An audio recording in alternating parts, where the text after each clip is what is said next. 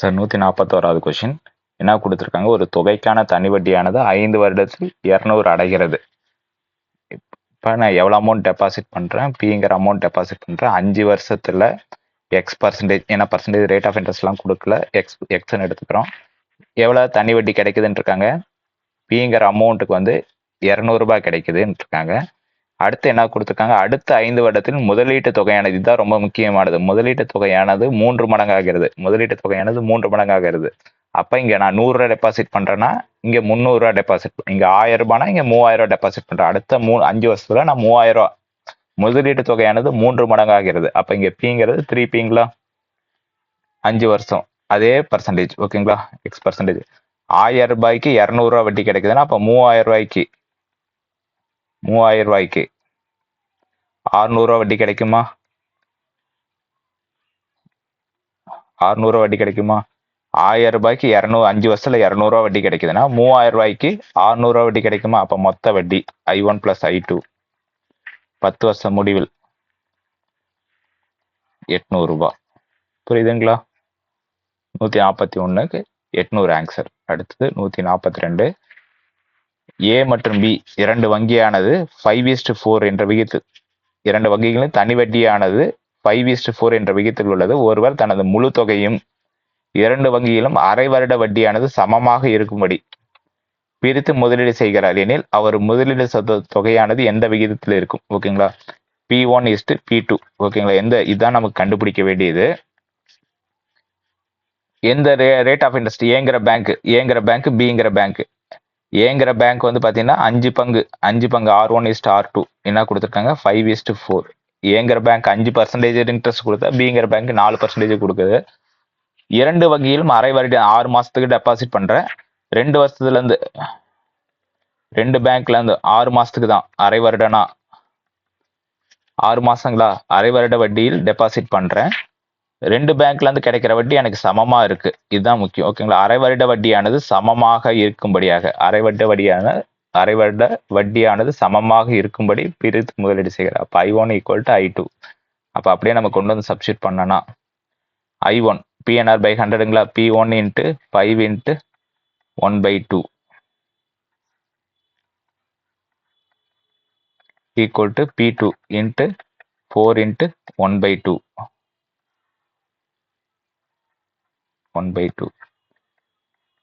இப்போ இந்த இடத்துல 200 கேன்சல் ஆகிடும். 5P1 = 4P2. அப்போ P1 / P2 = P2 இந்த பக்கம் வந்து டிவைடுக்கு வந்துடும், 5 இந்த பக்கம் வந்து டிவைடுக்கு போயிடும். அப்போ P1:P2 = 4:5.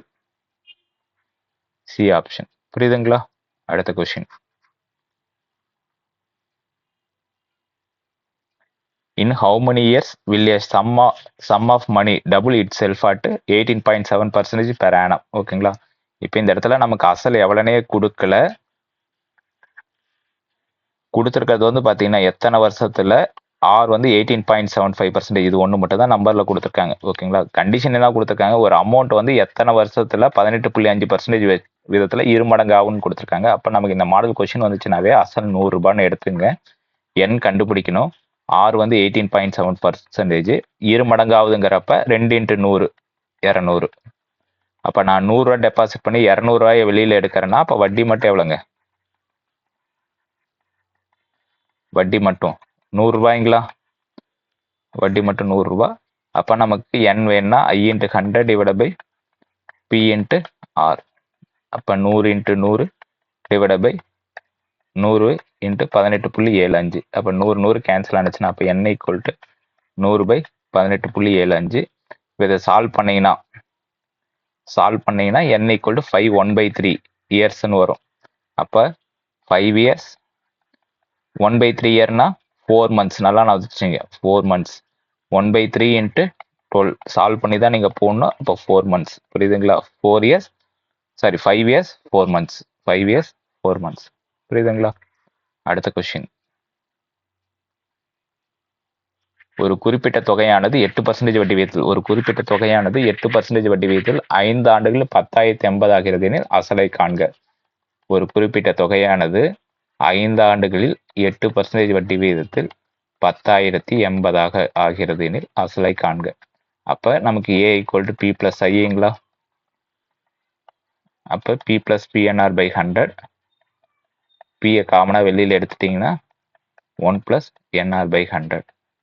இப்போ இதில் கொண்டு வந்து சப்ஸ்டிட் பண்ணிங்கன்னா ஏ வந்து 10,080 அசல் தான் கண்டுபிடிக்கணும். என் வந்து 5 வருஷம், ஆர் வந்து 8%. அப்போ சால்வ் பண்ணிங்கன்னா 5ஆல் அடிச்சிங்கன்னா 20ன்னு வருமா. 4ஆல் அடிச்சிங்கன்னா 5. இப்போ 10,080 equal to P into 1 plus 2/5. இப்போ 10,080 ஈக்குவல் டு 7/2. அப்போ பி ஈக்குவல் டு 10,080 இன்ட்டு 2 7 இந்த பக்கம் வந்து டிவைடுக்கு வந்துடும். அப்போ இதை சால்வ் பண்ணிங்கன்னா 7ஆல் அடிச்சிங்கன்னா 1440. 10,080 7ஆல் அடிச்சிங்கன்னா 1440 இன்ட்டு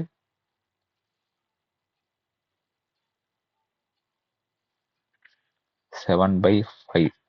இப்போ 5 இங்கே மேலே வந்துடும் இன்ட்டு 5. அப்போ 1440 இன்ட்டு 5ங்கிறப்ப 7,200. 7,200 புரியுதுங்களா.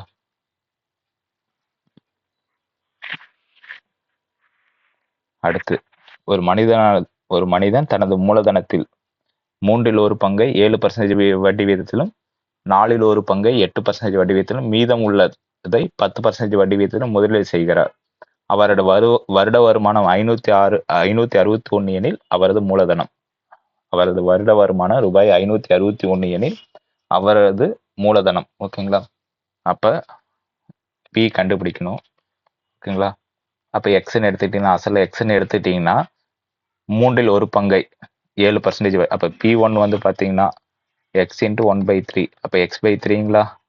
எத்தனை பர்சன்டேஜுக்கு 7% ரேட் ஆஃப் இன்ட்ரெஸ்ட் டெபாசிட் பண்றாரு. ஓகேங்களா. ஒரு வருடத்தில் என் வந்து ஒரு வருடம். அவர் வருட வருமானம் தானே. அப்ப என் வந்து ஒரு வருஷம். அடுத்தது P2 வந்து பாத்தீங்கன்னா 1/4. அப்ப x/4. 1/4 எத்தனை பர்சன்டேஜுக்கு டெபாசிட் பண்றாரு. 8%. R2 வந்து 8%.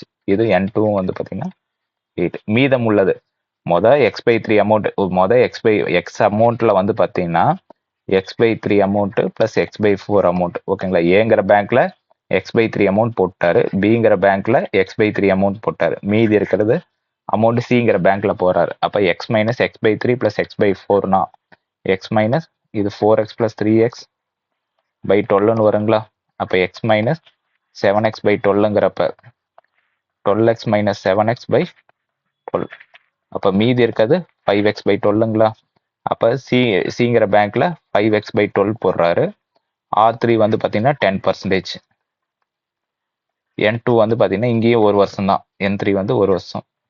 இங்க அப்ப I1 இதுல இருந்து கிடைக்கிற வட்டி I1, இதுல இருந்து கிடைக்கிற வட்டி I2, இதுல இருந்து கிடைக்கிற வட்டி I3. அப்ப I1 plus I2 plus I3 இது 3 சேர்த்து 561 ரூபானா அசல் எவ்வளோன்னு கேட்டிருக்காங்க.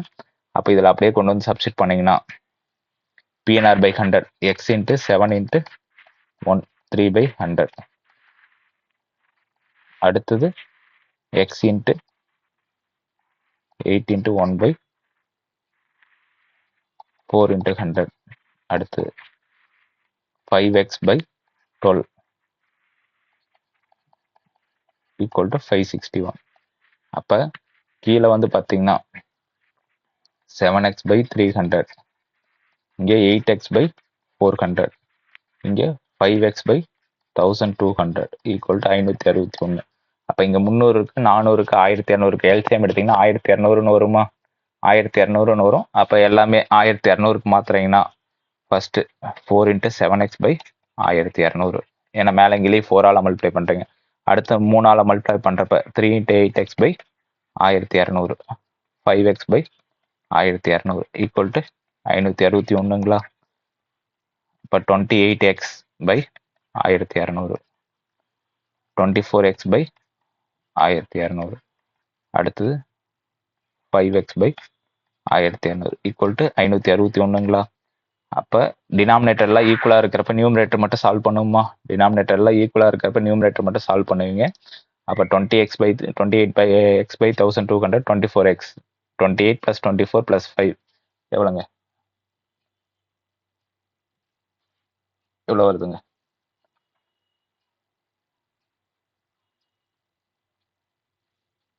28, 24. சரி, இங்கே 10% நம்ம விட்டுட்டோம்.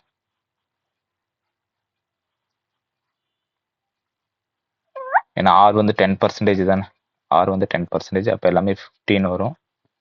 50, 50, 50. அப்போ டோட்டலாக வந்து பார்த்தீங்கன்னா 102x,